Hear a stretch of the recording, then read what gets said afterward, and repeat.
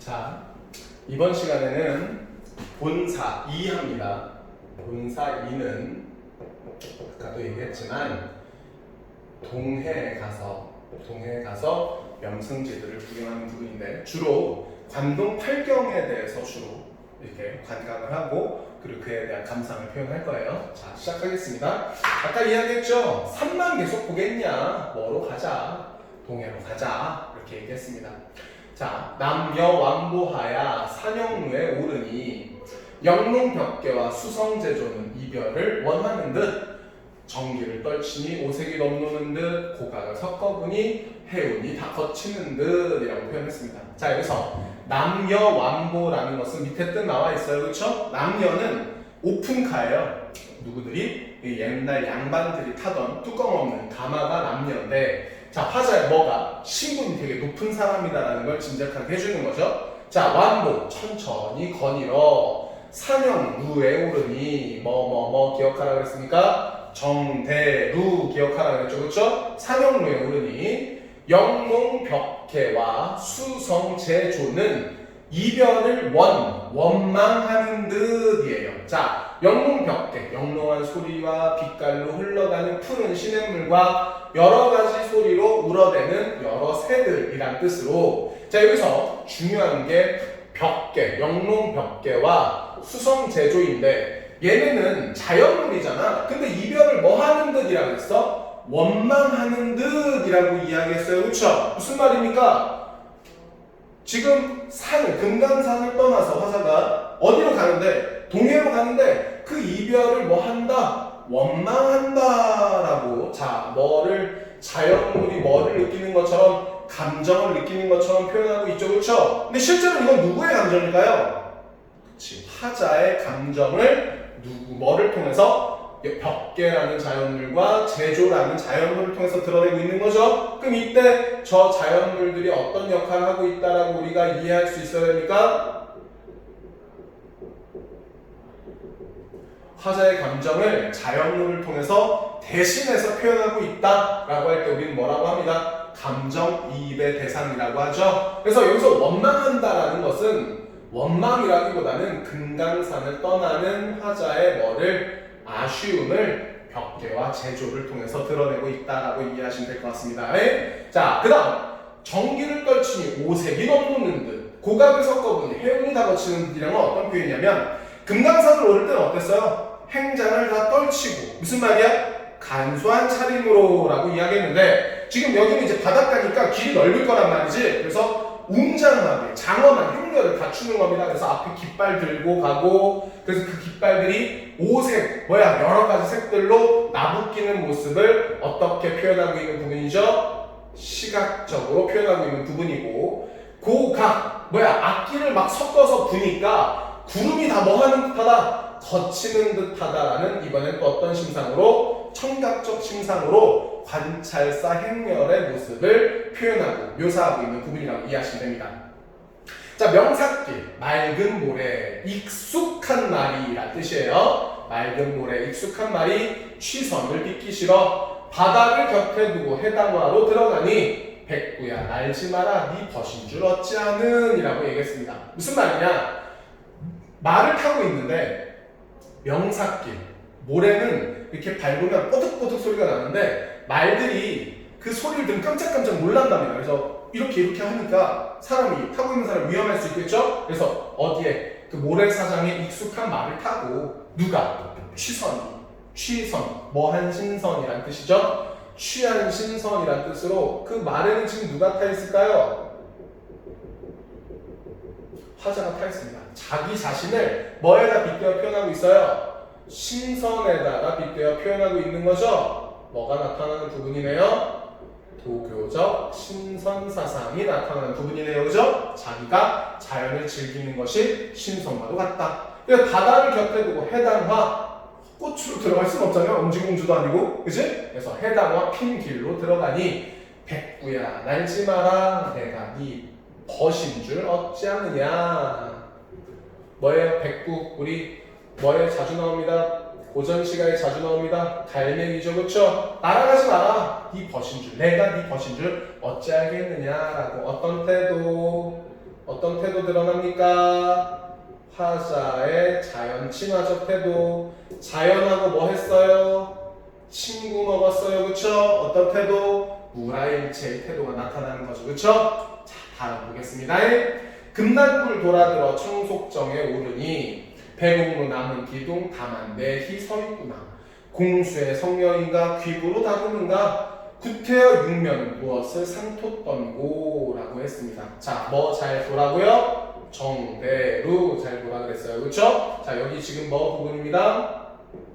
총석정이라는 곳에 가서 지금 구체적으로 나와 있진 않지만 사선봉이라는 것을 보고 있는 부분입니다. 얘가 뭐예요? 여정. 얘가 뭐죠? 그러면 견문이죠. 자, 이 총석정이란 정자에 앉아 있으면 바다에 돌기둥 4개가 우뚝 서 있다고 합니다.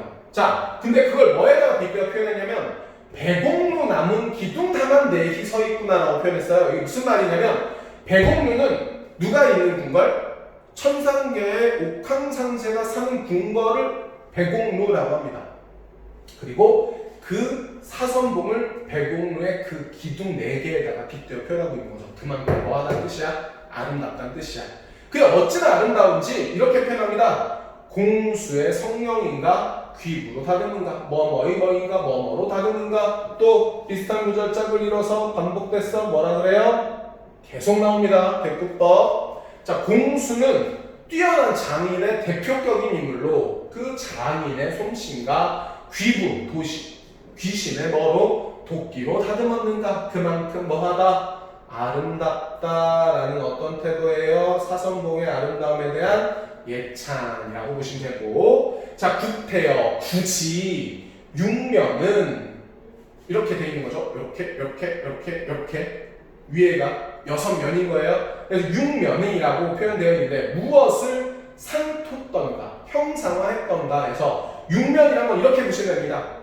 하늘, 땅, 동, 서, 남, 북. 그러니까 뭐를 여기서 말하는 무엇이라는 것은 저 사선봉의 육면이 마치 세상을 형상화한 듯하다라고 표현을 한 거죠.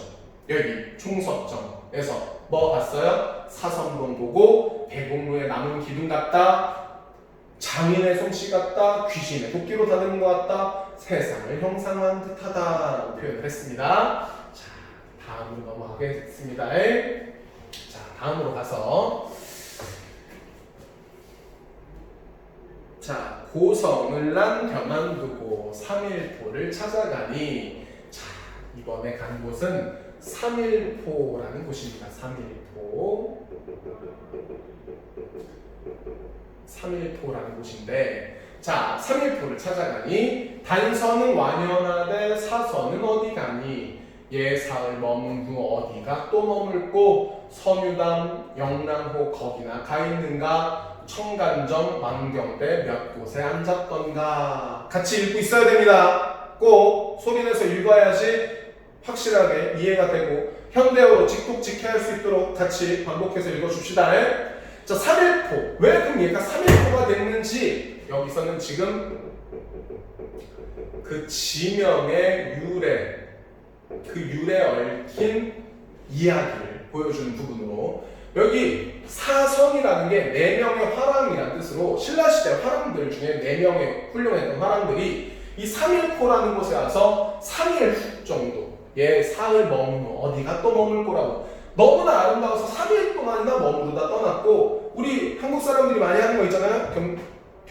어디 가서 여행지 가서 나 여기 동한이 여기 왔다가 뭐 이런 거 하지 않습니까? 단서, 붉은 글씨를 뭐에다가 바위에다 새겨놓고 가는 거죠. 그러니까 단서는 누가 왔다 간 흔적, 사선이 왔다 간 흔적이라고 볼 수 있겠고, 그래서 뭐라는 이름이 붙었다? 삼일오라는 이름이 붙었다라고 보시면 됩니다. 자, 그리고 화자는 도교적 신선 사상을 갖고 있는 인물이잖아요, 그렇죠? 그러니까 이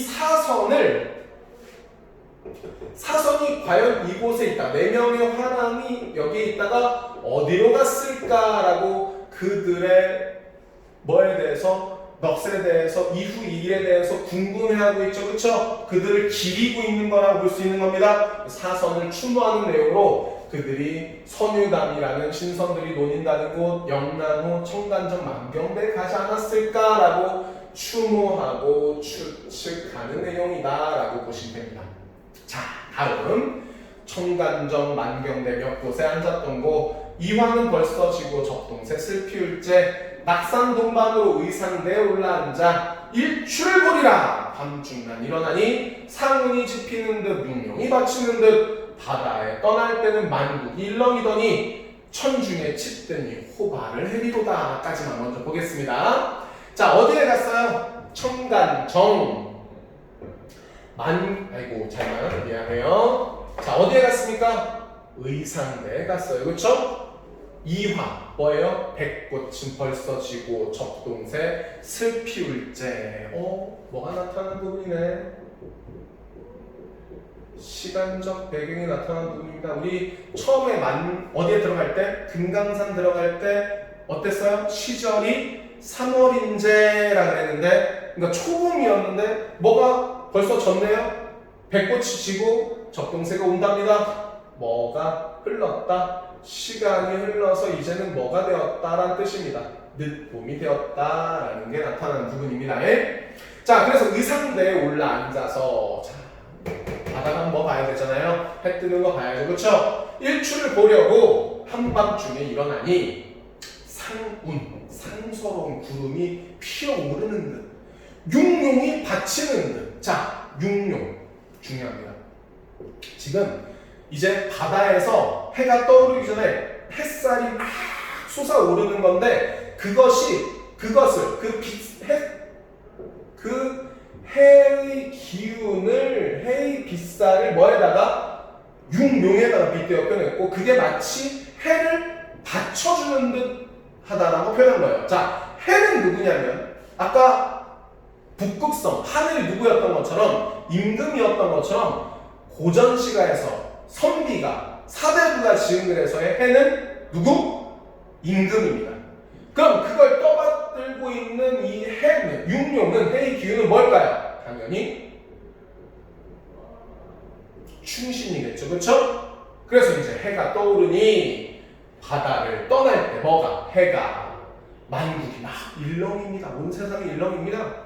천중 하늘 가운데 치솟아 오르니 호발 아주 가는 솜털까지도 헤아릴 수 있을 정도로 너무 밝고 아름답다 이런 뜻이죠.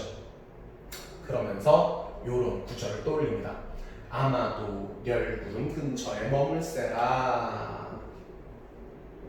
아마도 멸구름 근처에 머물세라 라고 뒤에 보면 이렇게 나오죠. 시선은 어디 가고 해타 만나만나니 라고 이 부분 시선은 이태배 시의 신선이라고 불리는 사람인데 그 사람이 남긴 시 중에 이런 구절이 남아있답니다. 아마도 멸구름 려다 무슨 뜻이었죠? 가다 지나다 라는 뜻이었습니다. 그죠? 지나다는 구름 근처에 머물셔라 리을셔라 어떤 어미였죠? 뭐뭐할까 두렵다. 뭐가? 해가 지나가는 구름 근처에 머물까 두렵다. 구름이 태양의 밝음을 막을까 뭐하다 두렵다 이런 뜻이 되는 겁니다. 자, 그래서 무슨 의미일까요? 그러면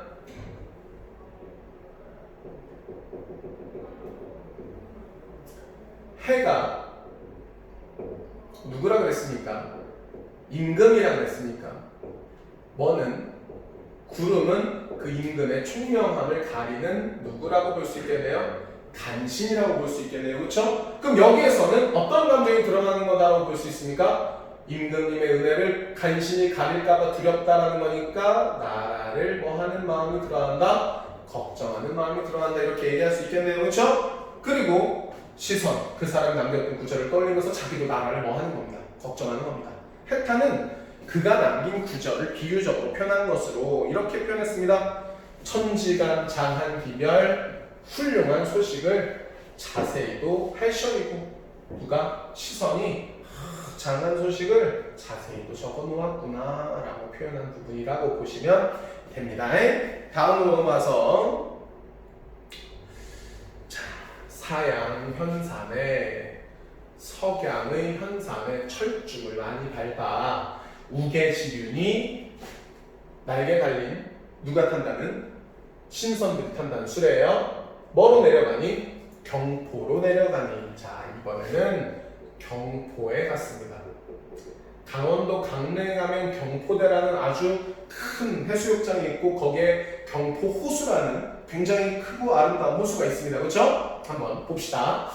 경포로 내려가니 십리 빙환을 다리고 곧되어 다려 당송 우른 속에 슬 가장 펴져 있으니 물결도 자도잘샤 모래를 내리로다. 고주 해람하야 정자에 올라가니 강문교 너문 곁에 대양이 거기로다.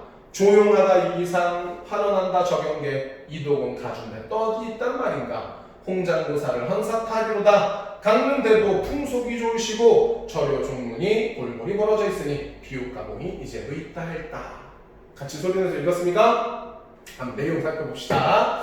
자, 경포 호수예요. 그걸 뭐에다가 비유하는 겁니다. 심리에 펼쳐진 빙, 얼음처럼 희고 고운 비단에다가 빗대어 표현한 거죠. 그래서 얼마나 물결이 잔잔한지 다리고 또 다려서 장송, 긴 소나무 울창한 가운데 실컷 펼쳐져 있으니 물결이 잔잔하다. 잔잔하기도 잔잔하구나. 리을샤. 자, 모래를 뭐 할 정도다. 헤아릴 정도랍니다. 그만큼 경포호수가 맑고 잔잔하다라는 얘기가 되는 거겠죠?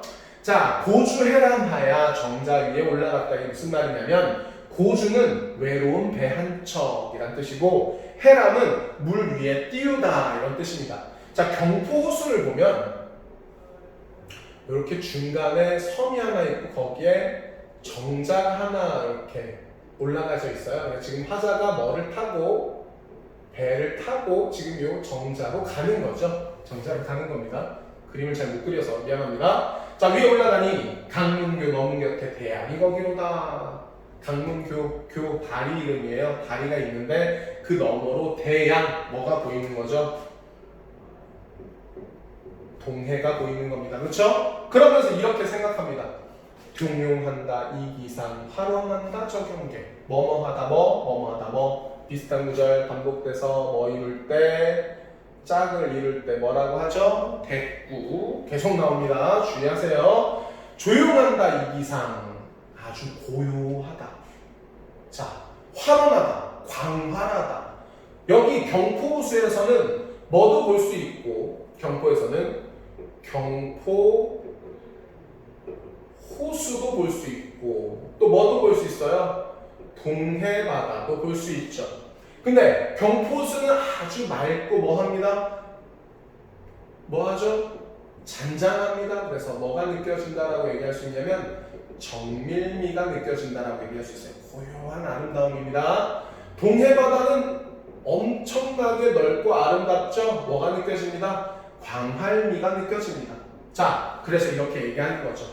이독은 가진데, 갖춘데 또 어디 있단 말인가? 있다, 없다, 없다. 어떤 표현으로? 서리적 표현으로 여러 가지 아름다움을 갖춘 경포의 아름다운 모습을 뭐하는 못해도 예찬하는 태도가 나타나는 부분인 거죠. 그래서 이렇게까지 얘기합니다. 홍장고사를. 자, 홍장은 기생 이름인데 그 홍장에 얽힌 아름다운 이야기가 전해져 내려오는 거예요. 근데 아주 아름다운 이야기, 사랑 이야기인데 그게 야단스럽게 느껴질 정도로 이 경포호수의 아름다움이 대단하다는 뜻입니다. 자, 경포가 어디 있다고 그랬습니까? 강원도 강릉에 있다고 그랬죠? 그래서 이제 강릉으로 가봅니다. 그때도 대도시였나 봐요. 풍속이 좋으시고 사람들의 살아가는 모습이 너무나도 좋구나. 뭐가 그렇게 판단하는 근거입니다. 절효, 절개, 효를 기리기 위해서 세워놓은 문이 고을고을마다 마을마을마다 세워져 있고 비옥가공 뜻 보시면 됩니다. 덕행이 뛰어나서 벼슬을 내릴 만한 가문들이 이제도 있다 할다라고 풍속이 너무나도 좋다. 왜? 이런 것들을 보니까 라고 이 강릉이라는 곳의 풍속을 아름다운 풍속 뭐라고 부르죠 우리? 이풍양속을 뭐하는 부분인데 예찬하는 부분인데 지금 얘가 이렇게 이야기하는 것도 어떤 의미가 있냐면 여기가 자기가 잘 다스려서 그렇다고 생각하는 겁니다. 사실 선정을 과시하는 부분이긴 한데 그거는 나중에 우리가 오프라인에서 만나면 좀 더 자세히 설명하겠습니다. 알겠죠?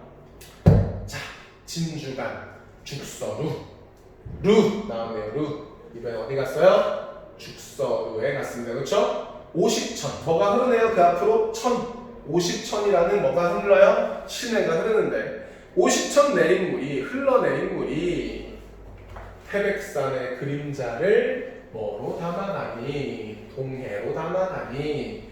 차라리 한강 옥명에 닿게 하고자 라고 표현했습니다. 자, 태백산의 그림자 어디에? 지금 어디에 갔어요? 미안합니다. 확인 한번 할게요. 죽서루에 가서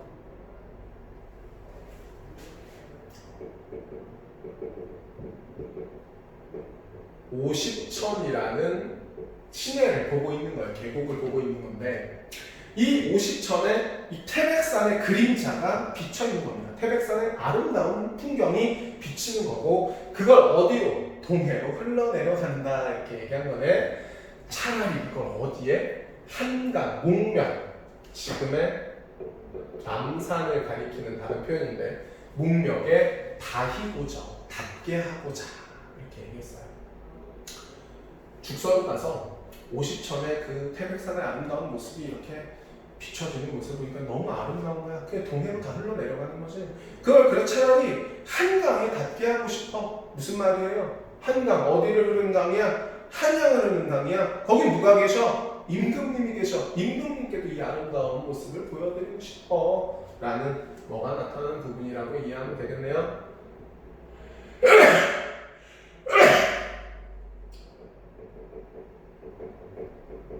연분지점이 나타나는 부분이라고 보시면 되는 겁니다. 그렇죠? 선생님이 갈수록 힘이 떨어져 가고 있는 것 같아요. 그렇죠? 그래도 더 힘내서 할 테니까 너희들도 잘 봐야 됩니다. 자, 봅시다. 왕정이 유한하고 풍경이 못셀미니 같이 읽고 있지?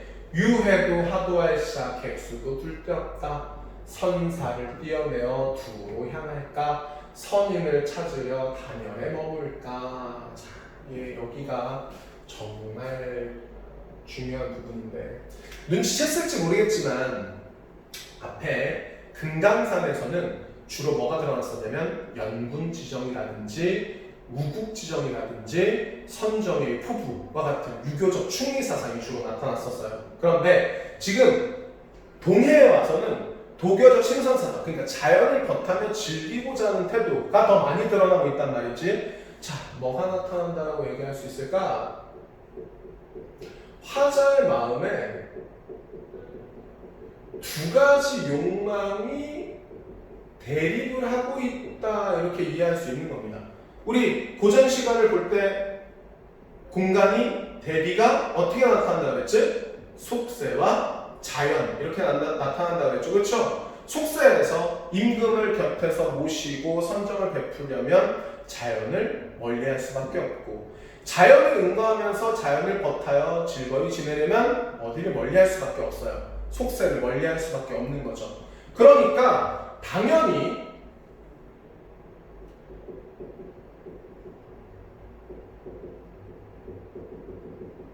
유교적 충의 사상과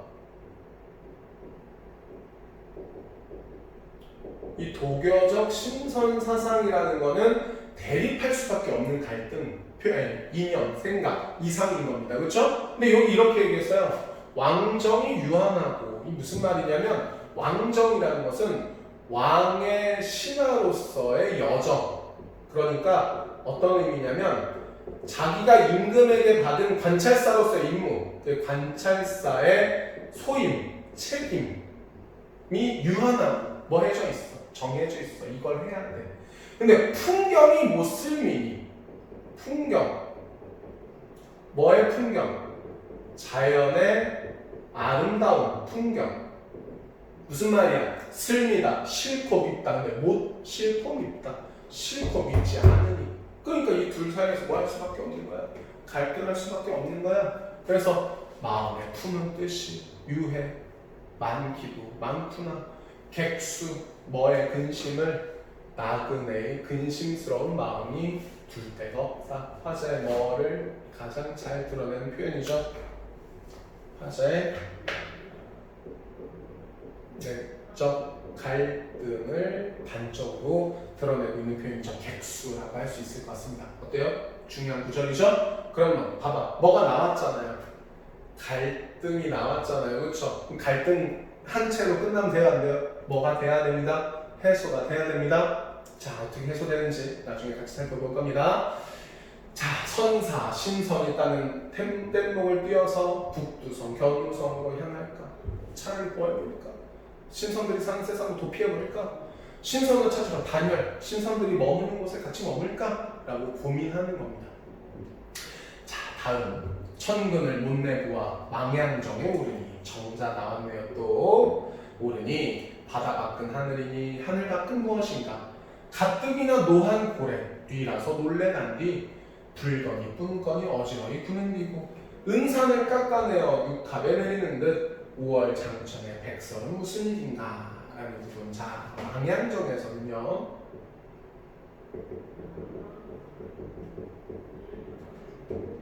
바다를 봅니다. 바다의 파도를 봅니다. 특히.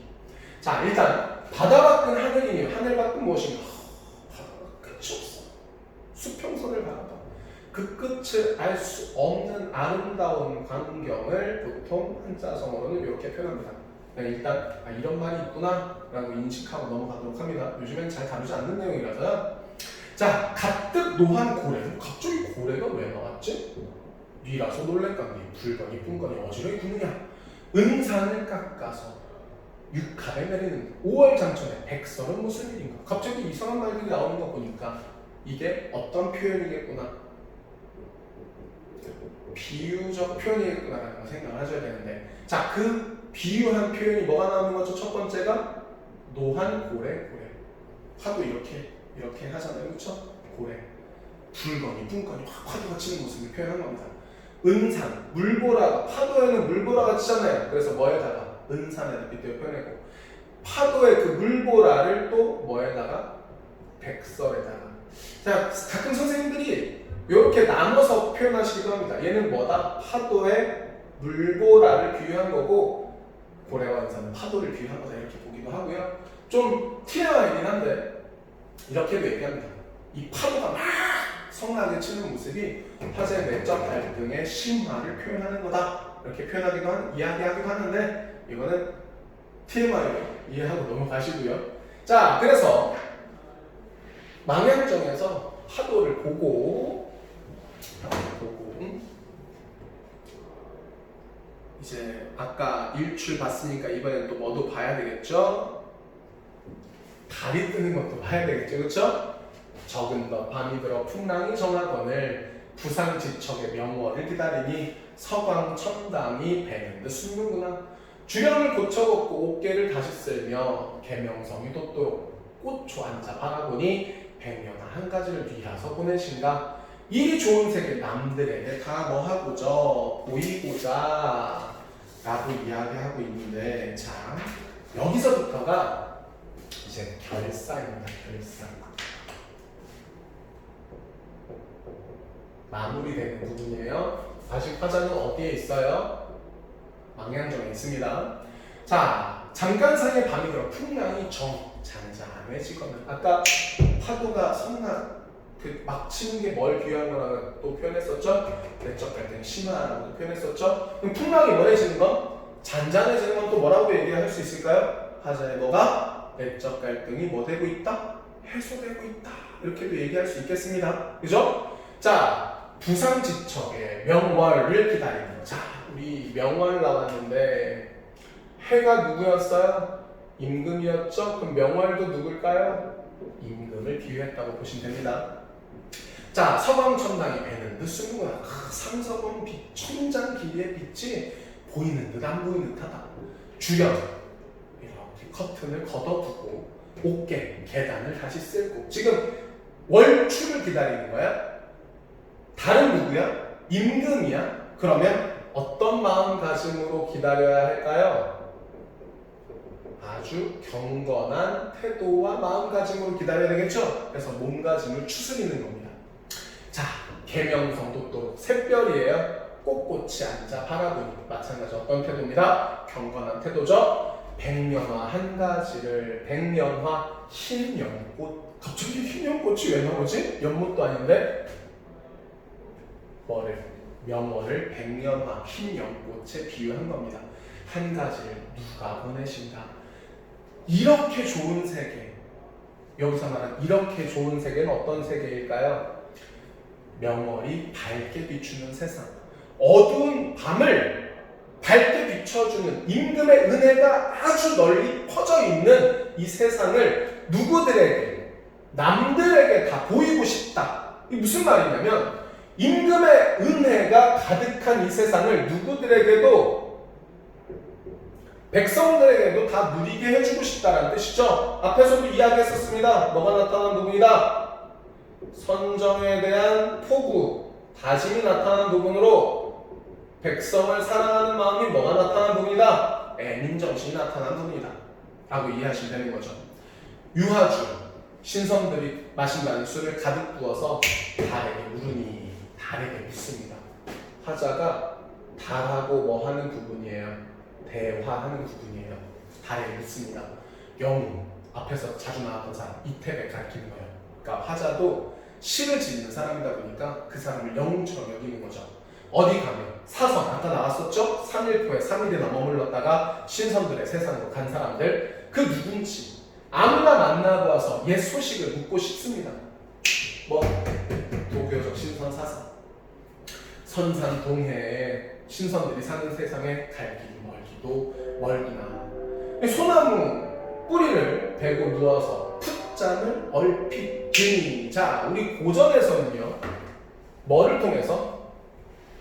현실에서 이루어질 수 없는 일을 꿈을 통해서 해결하는 일 표현들이 자주 나오는데, 지금 여기도 뭐가 나와요? 꿈이 나오죠. 꿈. 얘가 어떤 역할을 하는지 반드시 기억을 하셔야 되는데, 선생님 여기다 필기를 해두겠습니다.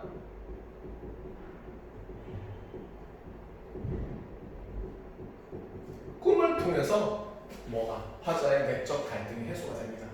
자, 꿈에 한 사람이 나에게 이르는 말이, 그대를 내 모르랴. 상계의 진선이라, 천상계의 참된 진선이라. 황정경 신선들이 읽는다는 경전은 한 글자를 어찌 그릇 읽어두고, 인간, 휴먼 아니고 인간, 개, 지상계에 내려와서 우리를 따르느냐.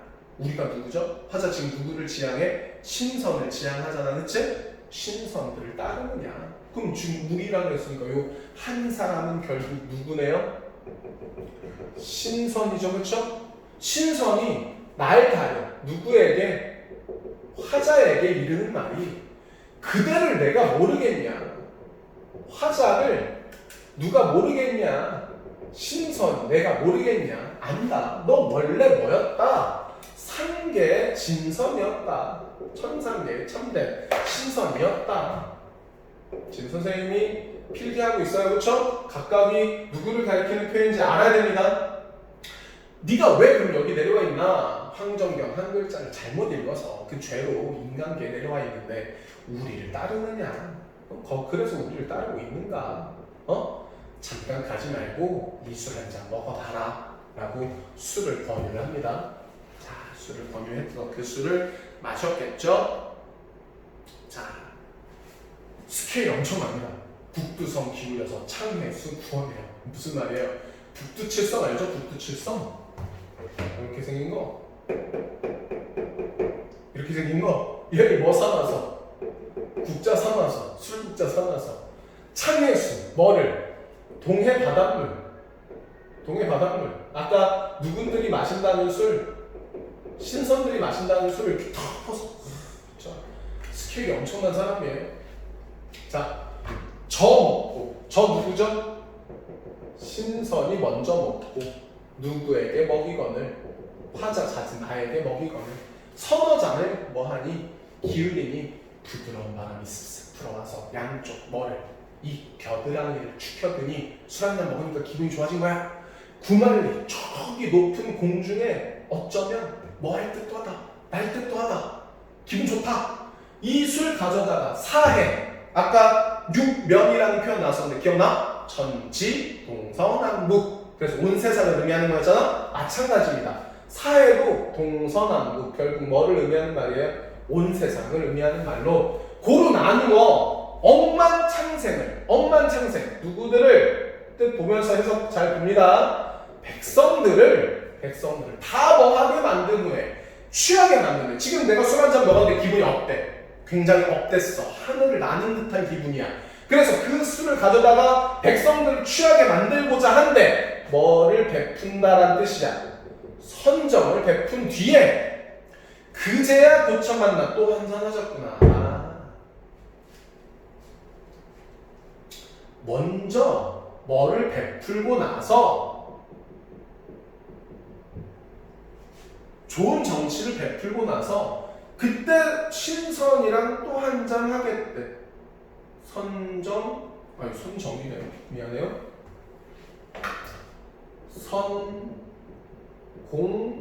선공후사 선우후라 무슨 말입니까? 나는 지금 관찰사잖아요. 공적인 일을 먼저 하고 자연을 즐기고자 하는 마음은 사적인 일은 나중에 하겠다.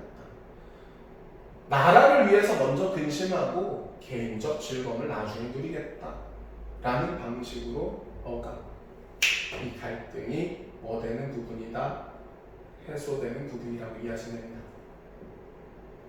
뭐를 먼저 한다고요? 선정을 먼저 베풀고요. 그 다음에 뭐 하겠답니다. 자연을 즐기는 개인적 즐거움을 누리겠답니다.